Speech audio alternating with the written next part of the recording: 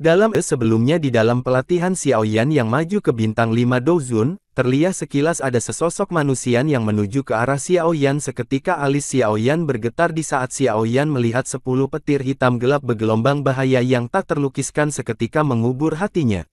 Menghadapi bahaya yang belum pernah terjadi sebelumnya, secara cepat Xiaoyan tidak ragu menyimpan boneka-bonekanya, lalu berbalik dan lari keluar dari kolam petir. Dalam diam Xiaoyan tidak menyadari ada sesosok menyedihkan yang dikejar oleh petir hitam gelap. Orang itu jelas bukan orang biasa, namun petir hitam gelap di belakangnya bahkan lebih luar biasa. Xiaoyan mengerti bahwa jika dia menyentuh sedikit petir hitam gelap itu, bahkan sepotong dirinya tidak akan mampu bertahan sedikit pun. Ini benar-benar kasus kebahagiaan ekstrim yang membawa kesedihan. Yang tidak terduga bahwa saya benar-benar bertemu dengan masalah seperti itu di dalam kolam petir ini. Xiaoyan menambah kecepatannya untuk menuju keluar. Banyak kilatan petir hitam yang terus-menerus muncul di belakangnya. Namun, sosok manusia dari belakang sepertinya telah menemukannya. Selain itu, hal yang menyebabkan Xiaoyan diam-diam berteriak adalah bahwa orang ini tidak melarikan diri ke arah lain setelah melihatnya, melainkan orang itu mengejarnya. Xiaoyan tanpa sadar mengutuk ketika dia merasakan tekanan menakutkan yang mengalir dari belakang. Orang itu jelas bermaksud mencari penolong untuk bergandengan tangan dan melawan petir hitam. Namun, jelas bahwa dia telah melebih-lebihkan. Sementara Xiaoyan dengan liar melarikan diri dengan sekuat tenaga, suara angin yang deras muncul di belakangnya, dan sosok seperti hantu muncul di sampingnya. Sosok ini baru akan berbicara ketika dia menjadi tertegun. Douzun bintang 5, apakah ini benar? Anda benar-benar berani datang ke kolam kilat ranah kosong ini dengan sedikit kekuatan ini? Apakah kamu yakin? Xiaoyan hampir muntah darah ketika mendengar suara ini. Dia berlatih dengan benar, namun orang ini telah menarik banyak masalah. Selain itu, ia bahkan meremehkan kekuatan Xiaoyan. Cahaya perak berkelip di bawah kaki Xiaoyan. Dia bergegas maju dengan semua kekuatannya. Mengambil keuntungan dari peluang kecil, di sudut matanya menangkap sosok manusia di samping. Pemilik sosok ini tampak cukup tua. Kepalanya ditutupi dengan rambut putih. Jubahnya sebagian besar compang camping. Jelas, mereka dihancurkan oleh petir. Namun, hal yang menyebabkan Xiaoyan merasa agak terkejut adalah bahwa orang tua ini masih menunjukkan keaktifan bahkan dengan penampilannya yang menyedihkan. Seolah-olah petir yang sangat merusak tidak menyebabkan banyak bahaya baginya. Orang tua ini jelas bukan orang biasa. Saya ingin tahu dari mana asal ahli tersembunyi ini. Suatu pikiran dengan cepat melintas di hati Xiaoyan pada saat ini. Tentu saja, bahkan jika seseorang menggunakan bokongnya untuk berpikir, orang dapat mengatakan bahwa lelaki tua ini bukan orang biasa karena dia berani melangkah ke bagian terdalam dari kolam petir, bahkan Xiaoyan tidak berani. Selain itu, dia dengan mudah bisa mengejar Xiaoyan bahkan setelah Xiaoyan melarikan diri dengan semua kekuatannya. Orang hanya bisa melihat bahwa kecepatan dan kekuatan orang tua ini telah jauh melampaui Xiaoyan. Namun, Xiaoyan saat ini tidak dapat membentuk minat sekecil apapun. Mana ampak menyedihkan ini berasal karena ia bisa merasakan petir gelap hitam itu mendekat. Apakah ini benar? Sialan, orang ini terlalu cepat, bukan? Lupakan. Anak kecil, aku yang dulu harus pergi dulu. Orang tua yang menyedihkan itu secara alami merasakan ini juga. Dia menjerit aneh, dan ruang di depannya berubah ketika dia memasukinya. Lain kali dia muncul, dia sudah 1000 meter jauhnya. Xiaoyan sedikit terkejut ketika dia melihat orang tua ini melarikan diri seperti yang dia inginkan. Dia dengan marah mengutuk dirinya sendiri. Meskipun Xiaoyan mengutuk, kecepatannya tidak berkurang sedikit pun. Dia mengepalkan giginya, dan punggungnya bergetar. Sayap tulang terbentang di belakangnya. Sayapnya dikepakkan, dan kecepatannya tiba-tiba melonjak. Dalam beberapa kilasan, dia muncul sangat jauh. Setelah itu, dia hanya melarikan diri tanpa menoleh.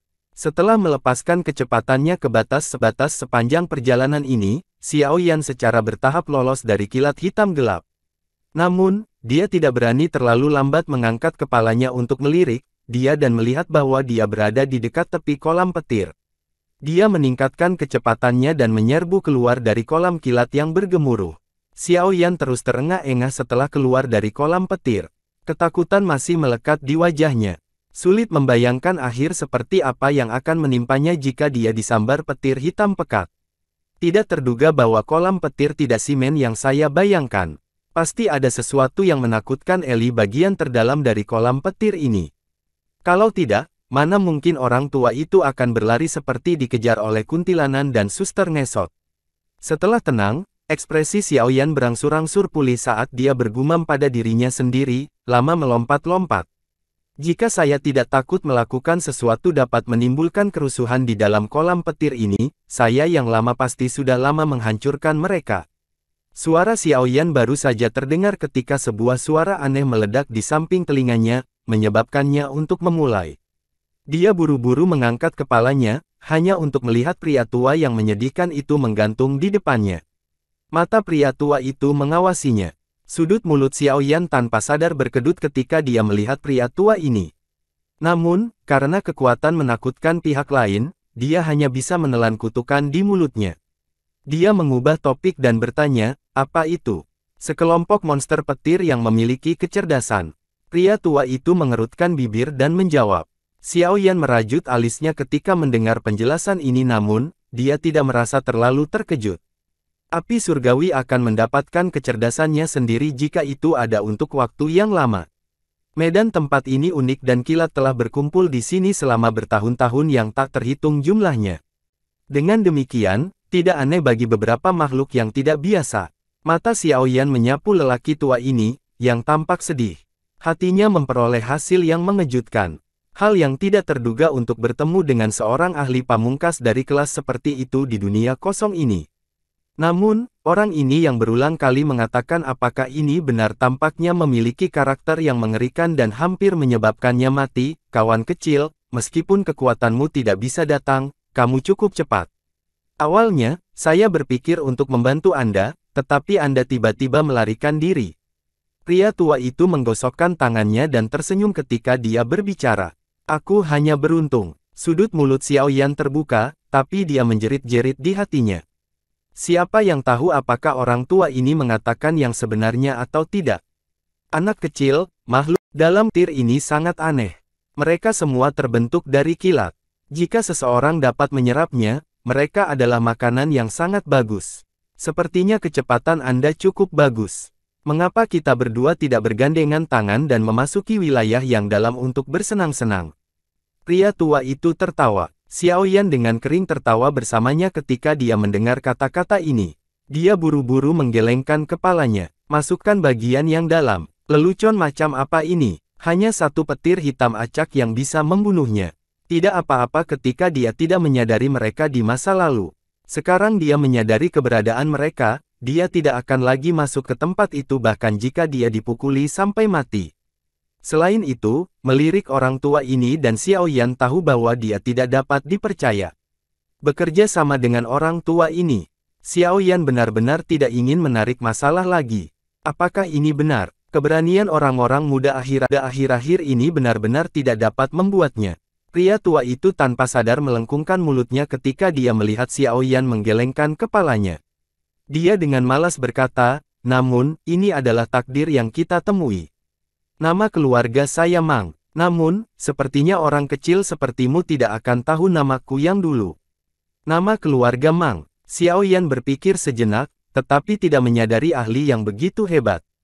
Kemungkinan para ahli sebenarnya dari wilayah Central Plains tidak terlalu diperhatikan. Melihat bahwa Xiaoyan benar-benar tidak mengenalinya, pria tua dengan nama keluarga Mang ini mendesah sedih. Namun, kata-kata yang dia ucapkan menyebabkan Xiaoyan menjadi terdiam. Suara angin membelah tiba-tiba mengalir dari jarak yang sangat jauh sementara Xiaoyan terdiam. Pada saat yang sama, sebuah suara yang jernih dikirim, adik laki-laki Xiaoyan, kamu baik-baik saja. Anda adalah seseorang dari suku Void Naga kuno. Orang tua dengan nama keluarga Mang itu sedikit terkejut ketika dia melihat sosok itu bergegas. Dia melirik Xiaoyan dengan sedikit terkejut, merasa sedikit aneh bahwa manusia biasa akan memiliki hubungan dengan suku Void Naga kuno. Lupakan, karena ini masalahnya, aku yang lama akan pergi. Anak kecil, kinerja Anda tidak buruk.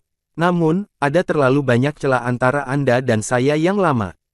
Kamu harus bekerja keras. Pria tua itu sepertinya tidak mau bertemu orang lain. Oleh karena itu, dia melambaikan tangannya pada Xiao Yan. Sebelum Xiao Yan bisa berbicara, pria tua itu telah berbalik dan menghilang dalam fluktuasi spasial. Xiao Yan tidak berdaya ketika dia melihat pria tua itu menghilang begitu cepat. Dia hanya bisa menoleh dan melihat Hei Qing yang mendekat. Akhirnya aku menemukanmu. Untungnya, tubuh Anda memiliki segel naga yang ditempatkan oleh Kaisar Naga Agung pada Anda terluka. Kalau tidak mudah menemukanmu. Hei Qing menghela nafas lega dan berbicara ketika dia melihat bahwa Xiao Yan aman dan sehat. Aku bertemu dengan kecelakaan kecil di dalam kolam petir. Karena itu, saya keluar sendiri. Xiao Yan tersenyum. Dia tidak menjelaskan apa yang terjadi di dalam kolam petir secara detail. Setelah itu, dia melambaikan tangannya dan berkata, pelatihan saya sudah selesai. Kita harus kembali. Baiklah, aku akan menjadi sangat membosankan dari tinggal di tempat ini. Hei Qing bersukacita setelah mendengar bahwa Xiao Yan sudah selesai. Dia buru-buru mengangguk ketika cahaya melonjak dari tubuhnya, dan dia berubah menjadi naga hitam besar dalam sekejap mata. Xiao Yan bergerak bergegas ke kepala naga itu. Setelah itu, raungan naga bergema dan sosok cahaya berubah menjadi kilat yang bergegas pergi. Dalam sekejap mata, itu telah menghilang di tepi ranah kosong. Segera setelah Xiao Yan dan Hei Qing pergi, fluktuasi lain muncul di ruang angkasa. Sosok tua muncul. Orang tua itu dengan nama keluarga Mang dari tadi. Pada saat ini, dia mengerutkan kening saat dia melihat ke arah tempat Xiao Yan pergi. Seolah-olah dia sedang memikirkan sesuatu. Xiao Yan, nama ini muncul.